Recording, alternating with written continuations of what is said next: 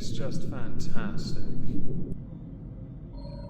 Hello everyone, welcome to the exhibition of stupid people. Today we're going to start with an announcement. Neil Young has announced his return to Spotify. I know. Who's Neil Young again? I'm kidding. Everyone knows who Neil Young is. In 2022, he announced he would be removing his music from Spotify after episodes of Joe Rogan's podcast spread what has been dubbed by many to be misinformation about COVID-19 vaccines, which has more recently been featuring in the news, those vaccine conversations, hasn't it now? Not that we can discuss any of it on YouTube, I'd get a strike for it. They're still really sensitive about the topic, even though more has been proven to be to the contrary of what the wider message has been pushed. That has been pushed, that's what I meant to say. Yes, says, yes. At that time, Joe Rogan's podcast was signed exclusively to Spotify. He took his shows off YouTube, he made a lot of money doing this.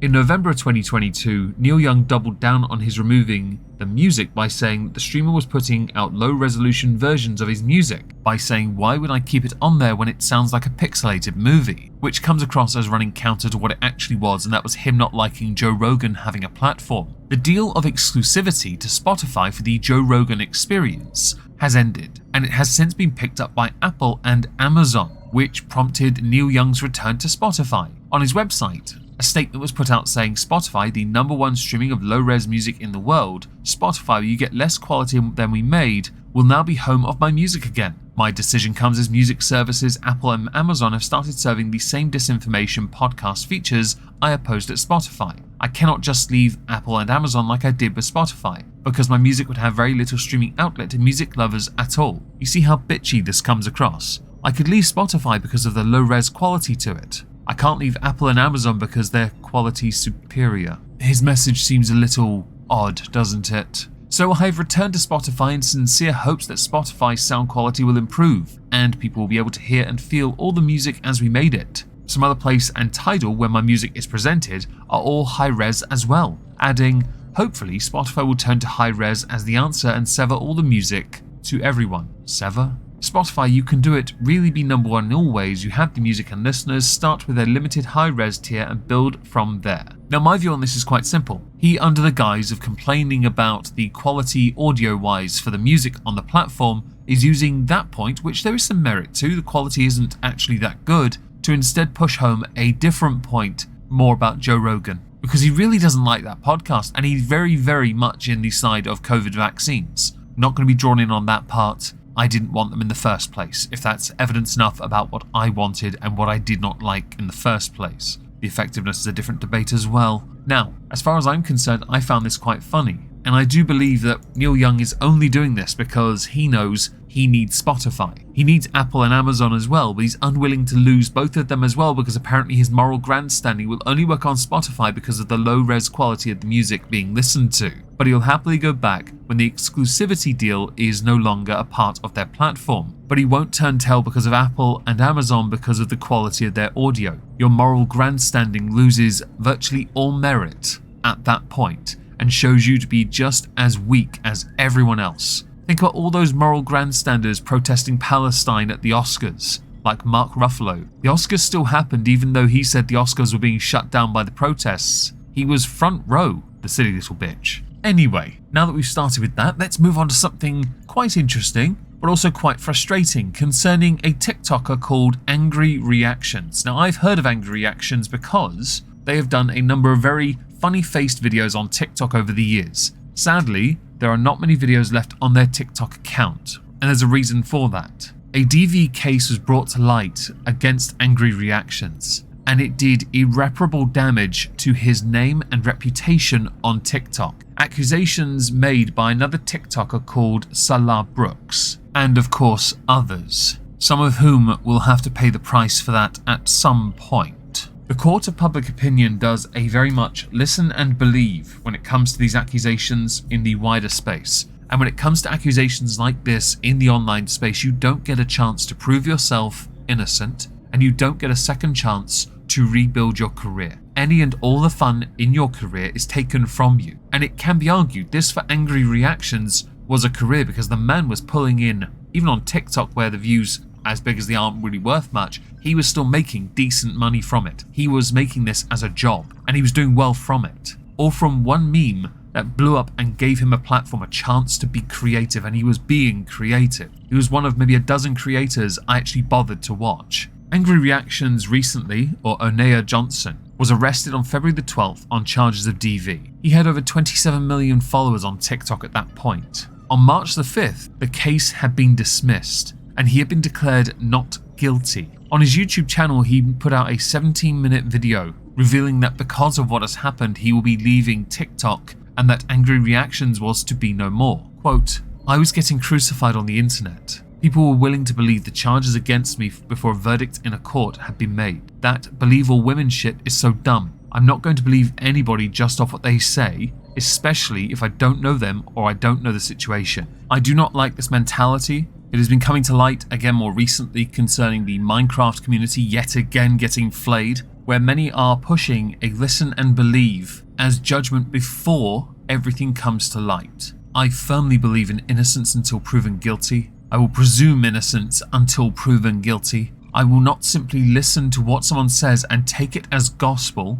because to do so means I have willingly given up my ability to critically think." In this, a number of creators, Salah Brooks especially, are guilty of pushing a dangerous message that destroyed the reputation of one of the most liked creators on TikTok, and at one point, Angry Reactions was the second most liked. Almost the first, in fact. I hope that he is able to rebuild his career, whether that be on YouTube or on Twitch, but I know for a fact he's going to be changing the name from Angry Reactions across the board, because that name is done. And if he doesn't go back to TikTok, good. It sucks, but good. The fun has been taken out of what he loved doing, because something fortunate happened in 2022 that allowed him to be this, to be Angry Reactions, to amuse people and entertain people even in short format. Whether you like TikTok or not, I don't really care, and there's enough of a discussion with TikTok and America at the moment. That one's a contentious one. Salah Brooks has actually made a statement about this in a video on her TikTok, and she is still getting, across all her content, comments lambasting her for her involvement in this. And she's trying to play defense by saying, "But I got threats of the unalive variety." Don't deflect from the core issue here. You should be well and truly ashamed of yourself for your involvement in this situation. So next on the agenda, we should probably talk about Twitch. Twitch has recently pulled out of South Korea, blaming prohibitively expensive costs for the decision to do so. This, on the face of it, is quite amusing. It is quite amusing when you find out some of the largest gaming communities come from Korea, or South Korea. More notably, of course, we don't see many North Korean Twitch streamers. I wonder why that is. As a goodbye gift from Twitch, H.A. Chubby, a Korean Twitch streamer, received a goodbye gift from the platform. The Korean Twitch streamers were sent a calendar. It is 2024. Would anyone like to guess the year of the fecking calendar? And not a joke, they did not receive a current year calendar. They received a calendar from 2022. Quote, "They gave a 2022 calendar for Twitch Korea shutting down." On the face of it, you could argue that is some amusing content. But since Twitch is pulling out of Korea, many streamers are now left in a very difficult position. I'm not entirely sure about the effectiveness of a VPN in this context, but it's still an additional stress placed on the streamers, many of whom have huge audiences. In the case of this streamer in particular, we should point out that according to their About Me part of their Twitch channel, they're in Austin, Texas. So the ban doesn't necessarily, or the pulling out of South Korea, affect them as much. Although it is quite amusing, when the announcement of Twitch pulling out of South Korea came to light, the majority of the South Korean streamers decided to protest by putting full-on nudity on their channels. Twitch ended up getting a fine of $300,000 from the South Korean government, although that can also be attributed to the fact they had actually removed the ability to view videos on demand. Back in December of last year, Twitch had put out a statement explaining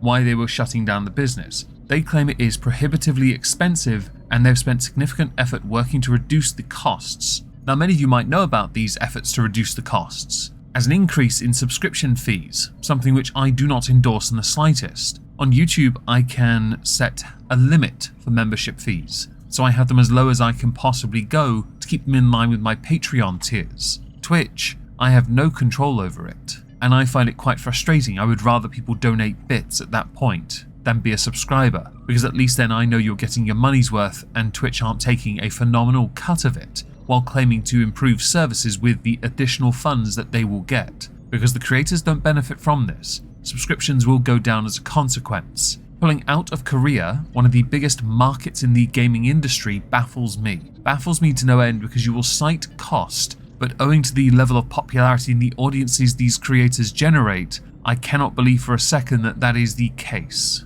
Especially when you are then fined for removing services to save money. Without there being openness and transparency to prove that this is the point, this all comes across as nothing more than glorified shenanigans. It does though raise a rather fascinating question about those exclusive contracts you used to offer. It raises another question about those points of becoming a partner when you took them all away, like the 70-30 split that they should receive for being a partner. I wanted to be a partner, by the way, on Twitch. I really did. Then you took away literally every single incentive. I don't see the point in trying anymore, beyond playing video games and having a chat with my lovely, lovely audience. And one dickhead. So next we should probably talk about this picture. This picture was doing its rounds on Mother's Day. Very exciting time, I'm sure, for many. When I saw the picture, my first thought was, this photo looks fake. It didn't help that many pointed at all the issues that are wrong with the picture. The internet is a weapon. It doesn't help that Kate hasn't really been seen much in public since having surgery. There are conspiracies surrounding her fate, as it were, at the moment.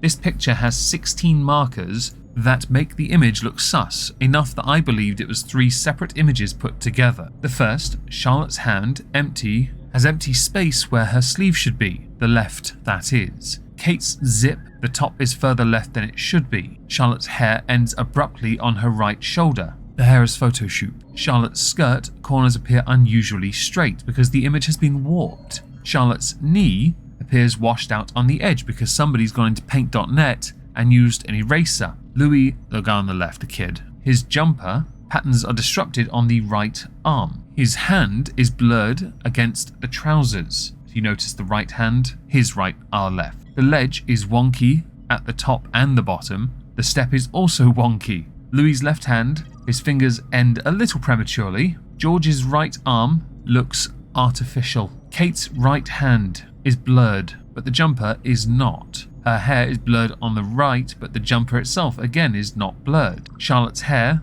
dips unnaturally on the right, and there are odd lines appearing on the jumper of George's sleeve. 16 markers. That's how many there are that don't make sense. Now, I take no real issue with photoshooping images. I really don't. My belief was that this image was done as a way of trying to make it look like they were a lot closer together than they actually were. I think it was a lot harder to get all 3 of them in a photo together to do it, because I remember growing up with my 3 sisters and it was nigh on impossible. I would smile, my older sister would smile, the other 2 not so much. It was quite funny. In this, while they are raised a certain way, with certain etiquette and rules, and they are all known for being very friendly children, very lovely children for that matter as well, very intelligent, you can believe that all 3 images were done separately. In fact, I could believe that Kate wasn't in that picture either. Not even joking, I could believe that it was somebody else's body and her head was put over the top of it. I really could believe that.